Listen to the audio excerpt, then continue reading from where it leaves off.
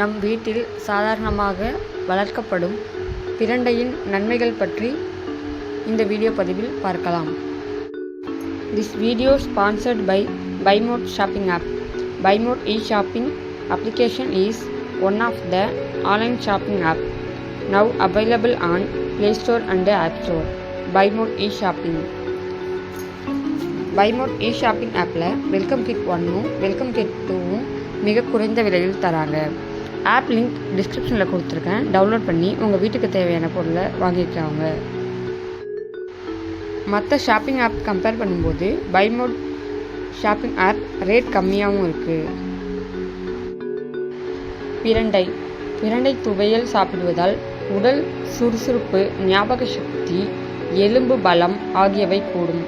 மேலும் இரத்த ஓட்டம் சீராகும், இதயம் பலப்படும், வாயு, கை கால் குடைச்சல், மூலம் போன்ற பிரச்சனைகளுக்கு நல்ல தீர்வாக பிரண்டை அமைகிறது.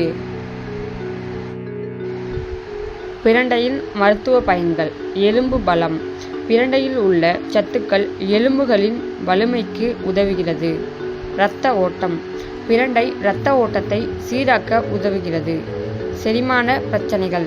இரைப்பை, அலர்ஜி, அஜீரணம், பசியின்மை போன்ற செரிமான பிரச்சனைகளுக்கு பிரண்டை துவையல் நல்ல தீர்வாக அமைகிறது.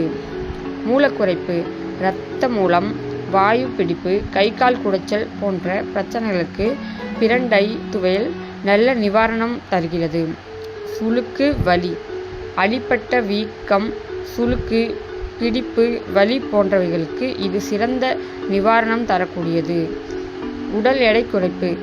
பிரண்டை தண்டுடன் மாங்காய் சேர்த்து அரைத்து உணவில் சாப்பிட்டு வர உடல் எடை வேகமாக குறைக்க உதவுகின்றது.